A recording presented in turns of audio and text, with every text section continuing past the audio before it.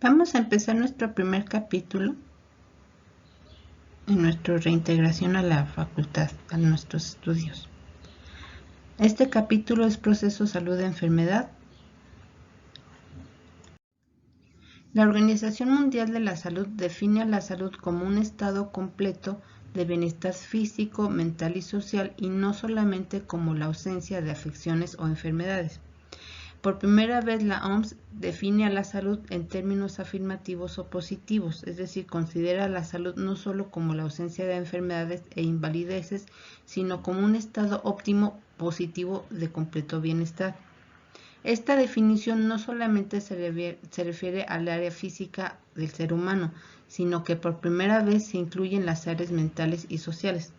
Recordemos que hay enfermedades como la ansiedad, la depresión, la esquizofrenia, los TOCs, todo eso son situaciones netamente psicológicas que antes no se consideraba dentro de la definición de salud.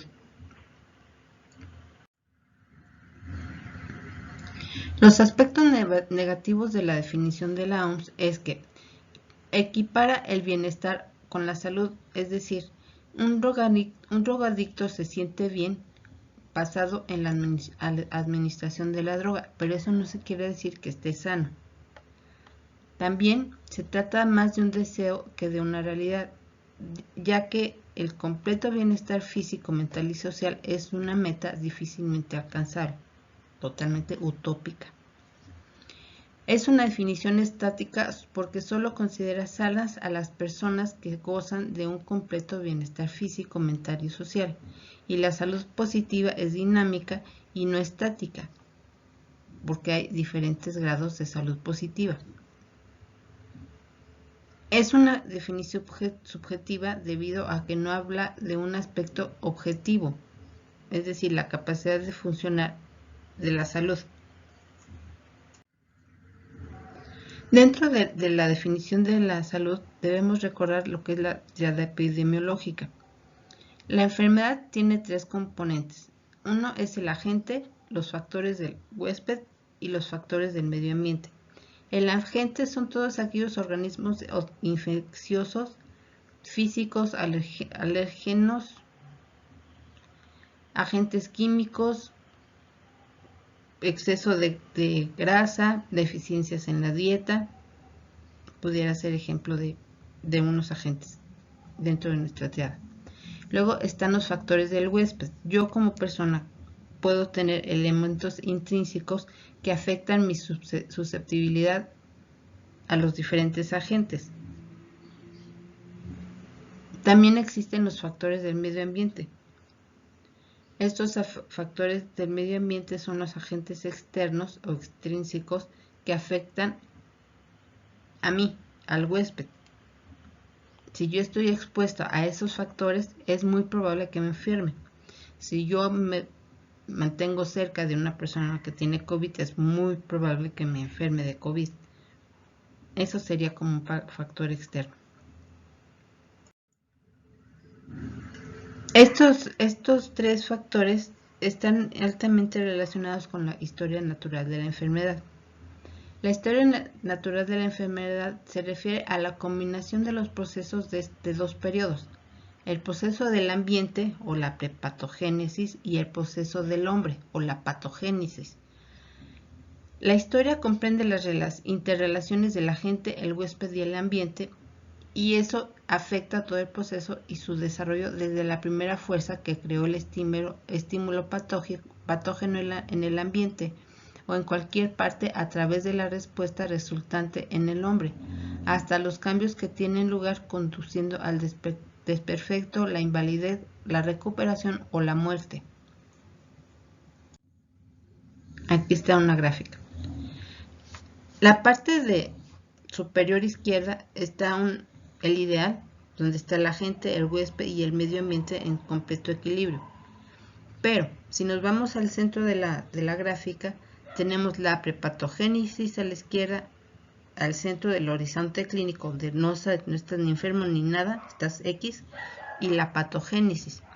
Dentro de la prepatogénesis tenemos una cosa simpática que se llama promoción a la salud, la protección específica, y luego del lado de la patogénesis tenemos a la parte inferior los diagnósticos precoces y tratamientos tempranos de enfermedades, y conforme avanzan las enfermedades o son más y más graves, podemos llegar a una limitación o discapacidad, y finalmente cuando ya está muy enferma la gente, pues tendría que recurrir a cuidados paliativos o a rehabilitación.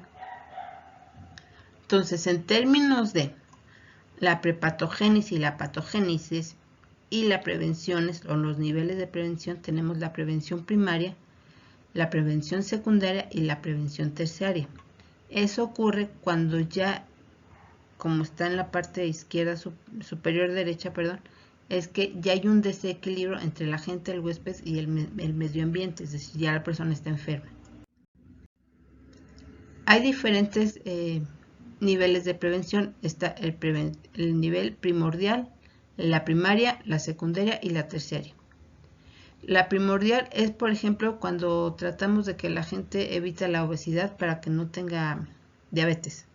Entonces, recordemos que hace algunos años, cuando había un comercial muy simpático que era el Muévete, ¿no? Entonces estaba promoviendo que la gente se moviera para que quemara la grasa, y de esa manera quemas la grasa, no te conviertes en un obeso, no te conviertes en un diabético, no vas a tener problemas de hipertensión, no vas a tener muchísimos problemas que se podrían ir agravando con el paso del tiempo. Luego tenemos la prevención primaria, que es muy semejante a la anterior, pero no tanto, porque la primera es como divulgación de las cosas. La prevención primaria es un poquito más clara. Es decir, a toda la gente a los chavitos, a ustedes en particular, se les regalan los condones para evitar enfermedades de transmisión sexual, evitar embarazos no deseados. Esos son atención primaria o básica. Las vacunas también atención primaria. La secundaria es cuando la gente ya está enferma, cuando la gente ya le dio diabetes porque no se cuidó, entonces se engordó. Y entonces, como engordó, pues ya le dio problemas metabólicos y le dio diabetes, y entonces ya va a tener muchísimos más problemas diferentes derivados de la diabetes. Y luego ya está el nivel de prevención terciaria. Ese nivel es cuando las enfermedades ya son como muy específicas, y es a un nivel, a una cantidad de población mucho más pequeña. Es el 5% de toda la población, es la gente que acude a los niveles de prevención terciaria. Por ejemplo, yo tengo que ir a un hospital de tercer nivel, porque mi enfermedad es tan extraña que solamente me la dan ahí, la atención me la dan ahí, el medicamento me la dan en ese hospital, por ejemplo. Luego, así un poquito más regresando a lo que es la prevención primordial, su objetivo es evitar el seguimiento y la consolidación de patrones de vida sociales, económicos y culturales que se sabe que contribuyen a elevar el riesgo de enfermar. En los países desarrollados se ha ayudado a disminuir las enfermedades, infecciones y aumentar la esperanza de vida. Acuérdense que, por ejemplo, con el dengue se le pide a la gente que evite tener como recipientes al aire libre donde se pueda acumular agua, y dentro de esa agua seguramente van a llegar los moscos del dengue, y entonces van a anidar ahí los huevos, y entonces van a salir los huevos del dengue, y entonces van a picar a la gente de dengue, y entonces eso es lo que no queremos. Que la gente sepa que hay maneras donde puede evitar enfermedades.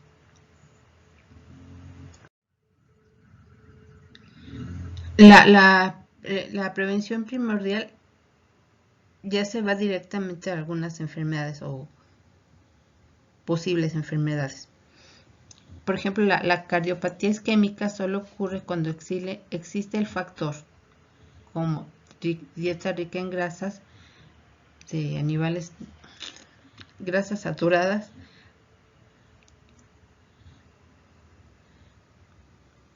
el consumo elevado del tabaco y la hipertensión. Todo eso ya está dentro de la prevención primordial. Si la gente aprendiera a dejar de fumar, a dejar de comer tantas grasas saturadas y no hiciera ejercicio, podrías evitar todas esas cosas. Luego, la prevención primaria, su propósito es limitar la incidencia de la enfermedad mediante el control de sus causas o los factores de riesgo. La elevada incidencia de la cardiopatía isquémica en los países industrializados se debe a los altos niveles que alcanzan los factores de riesgo en conjunto con la población.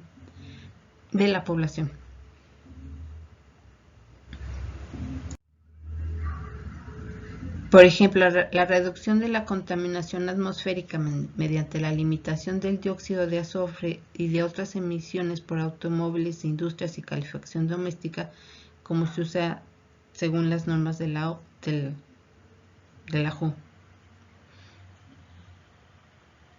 Ahora que ya no va a haber esta energía limpia, nos vamos a ir cayendo como pajaritos, porque vamos a estar respirando azufre con singular gusto. De hecho, ahorita lo estamos respirando.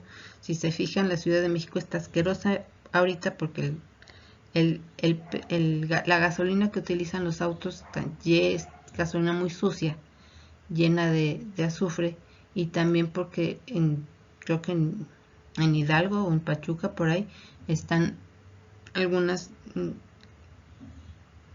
cosas de Pemex, no sé qué, donde se genera muchísimo azufre y que nos llega a la Ciudad de México. Ese tipo de cosas es lo que nos va a ir matando.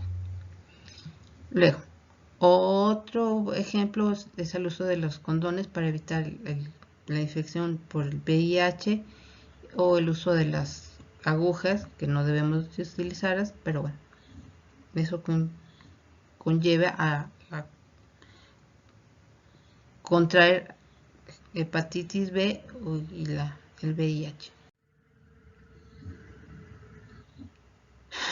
La prevención primaria es una estrategia poblacional, es decir, se dirige a toda la población.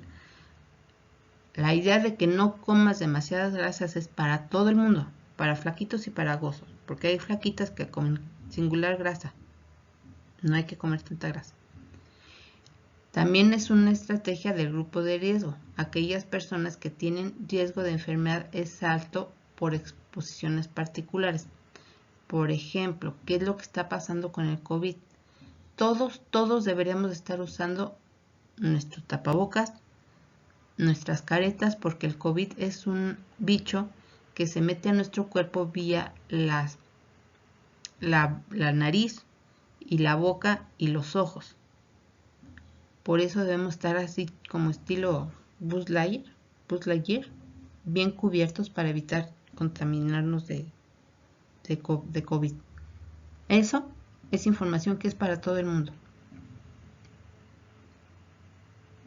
Y es parte de la prevención primaria.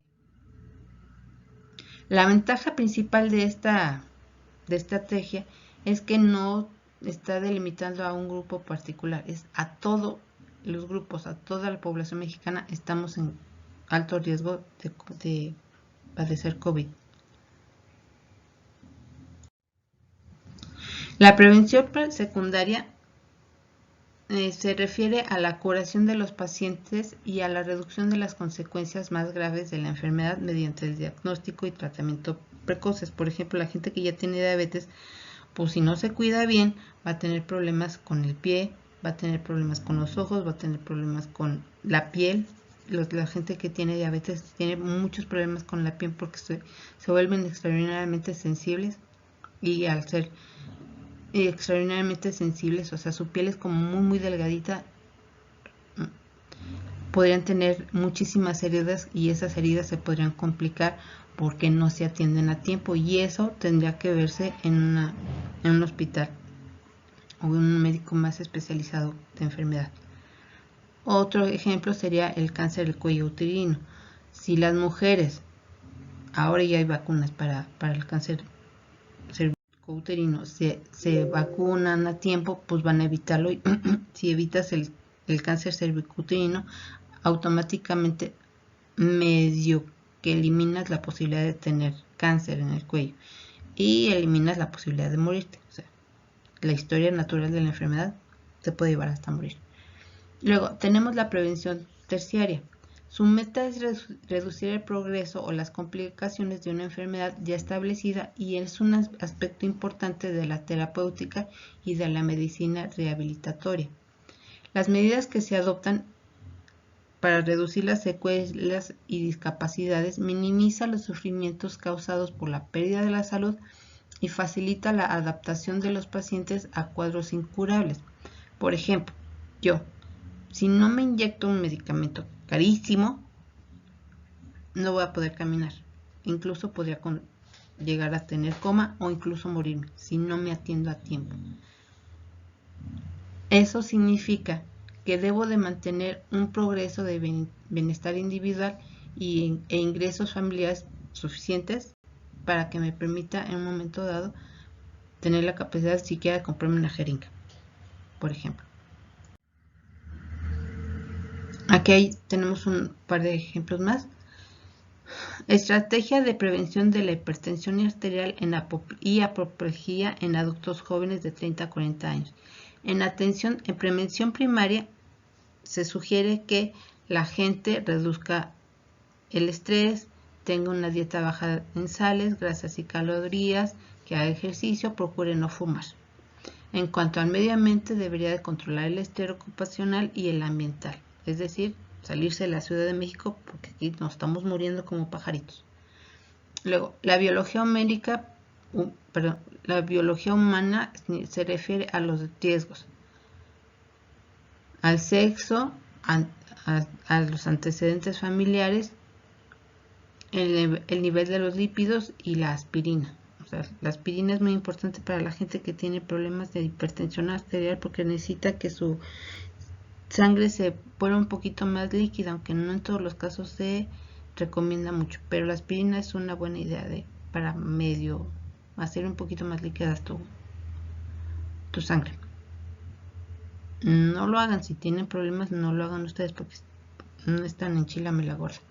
Luego, en términos de los sistemas de prestación de la seguridad social, debemos educar al paciente cómo es que se debe de medir la presión. Actualmente ya tenemos aparatitos geniales que nada más te lo pones en el brazo, solamente tienes que saber dónde tiene que ir el cable y puchar ese botón y ya te va a decir cuál es tu presión arterial y ya.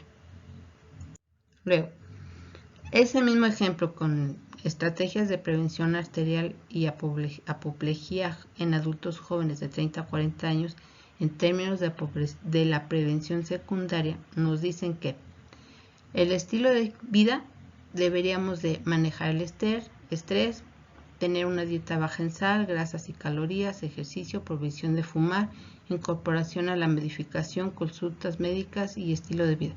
La prohibición de fumar es muy importante. ¿Por qué? Porque el fumar te va generando como sarro en tus venas. Se va formando ahí, se va formando ahí, se va formando ahí, y entonces te va tapando la vena y te vas a morir así. Te vas a dar un coágulo y te vas a pelar ahí. Luego el medio ambiente, pues no hacerle nada porque en realidad depende de ti. Todo eso está en ti. Y luego en la medicación, pues te mandarán tu medicamento que tendrán sus efectos colaterales. A mi mamá le dan medicamentos bastante pesados porque tiene también hipertensión arterial y la duermen o la duermen. Entonces tienen problemas los medicamentos que utilizan. En cuanto a los sistemas de la seguridad social, pues tienes que entrenar a la gente, tienes que enseñar a la gente que tiene que bajarle un poquito a esa histeria para no tener mayores problemas. En cuanto a la prevención terciaria, y con el mismo ejemplo, la hipertensión arterial y la apoplejía en adultos jóvenes de 30 a 40 años, lo mismo, reducción del estrés, la dieta, ejercicios suaves, tiene que la gente hacer ejercicio porque si no hace ejercicio entonces sus venas no se están limpiando constantemente con el paso de la sangre. 0 cigarros porque se les va la vida en eso. En algunos casos incluso la incapacidad para poder respirar o mantener un poquito de oxígeno en tu corazón implica que necesitas ayuda para caminar. Luego, el medio ambiente, pues yo siempre he pensado que un enfermo enferma a toda la familia. Esto significa que tienes que modificar muchísimas cosas, tanto personales como de espacio vital. En cuanto a la biología, pues tienes que educarte, entender cuál es tu situación real, cuál es la fisioterapia, es decir, debes de tener por lo menos 30 minutos de tu vida para caminar. No necesitas tener tu caminadora, chipocles, y salte a la calle, darle la vuelta a la esquina. Y en cuanto a los sistemas de prestación de seguridad social, pues lo mismo que las otras dos niveles de prevención. Luego tenemos otra cosilla que se llama niveles de atención. Los niveles de atención son una forma ordenada y estratificada de organizar los recursos para satisfacer las necesidades de la población. Estas necesidades no pueden verse en términos de servicios prestados, sino en el de problemas de salud que resuelven. El primer nivel es el más cercano a la población, es el primer contacto.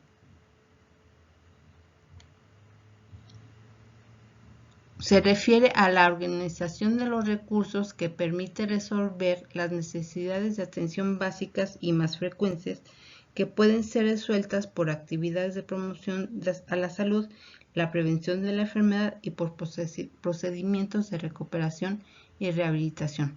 Por ejemplo, las urgencias. O sea, uno llega a las urgencias porque tiene algún problema y automáticamente, no siempre, ¿verdad? Porque si vas a lista, pues te van a tardar 1000 años. Pero con suerte te van a atender rápido y te van a ayudar a sanar. El segundo nivel de atención se ubica en los hospitales y establecimientos donde se prestan los servicios relacionados con la atención en medicina interna, la pediatría, la ginecología, cirugía general y psiquiatría. O sea, ya son hospitales o clínicas muy especializadas de atención.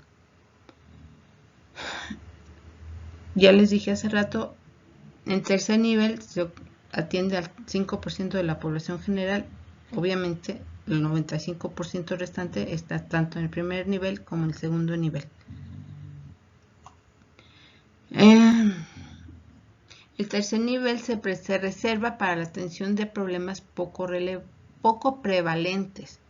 La prevalencia significa número de enfermos sobre la cantidad de habitantes en una población determinada, en un momento determinado. Esa es una prevalencia.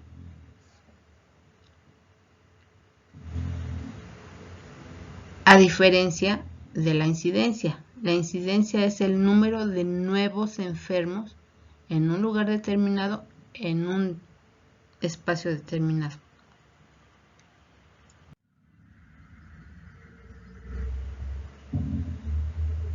Las medidas de control se refieren a los servicios de salud de nivel local que tienen una doble acción. Por un lado, proveen atención a las personas según sus necesidades individuales y además desarrolla acciones dirigidas a la población en su conjunto según normas y prioridades establecidas. En el sentido amplio, ambas acciones implican la aplicación de medidas de control. El control de la enfermedad de las personas a través de los servicios de salud y el control de enfermedades de la población a través de programas de salud.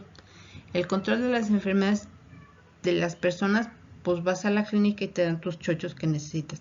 Pero el control de la enfermedad de la población son a través de los programas de salud. Entonces, por ejemplo, ahorita con el COVID, teóricamente no deberíamos de salir a la calle, porque salimos a la calle y la cantidad de enfermos se dispara. Acabamos de tener el 23 de enero uno de los días con mayor cantidad de muertos, cortesía del COVID.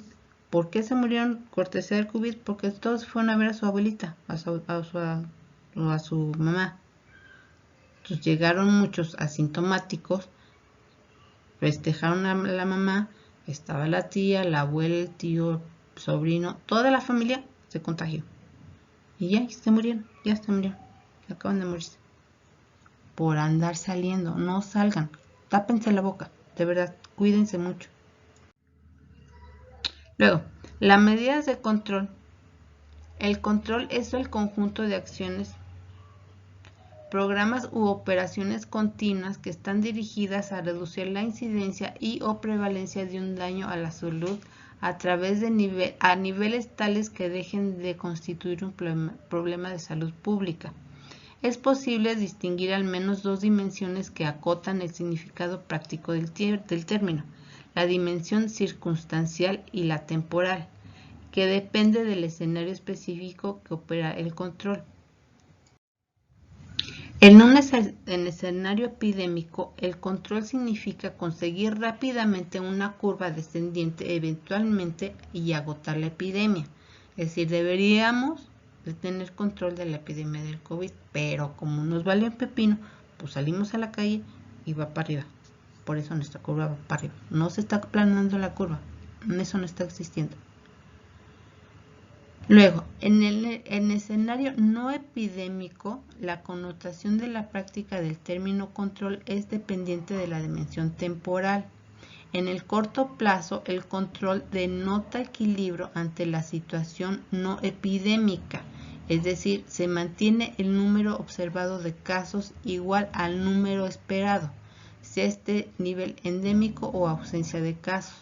Nosotros, nuestra población en México, estamos teniendo exactamente lo contrario. Nuestra población está aumentando, la población con coronavirus está aumentando porque no tenemos ni tantito control sobre la enfermedad.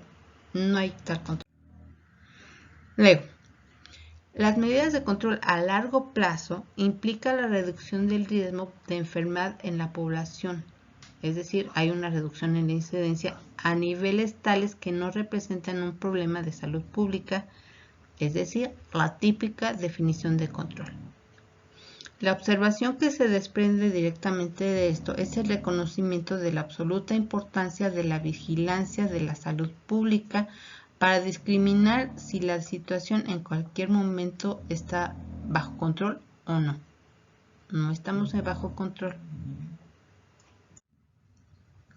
Las medidas de alcance poblacional, por otro lado, se dirigen específicamente a impactar sobre el comportamiento de la enfermedad sobre la población.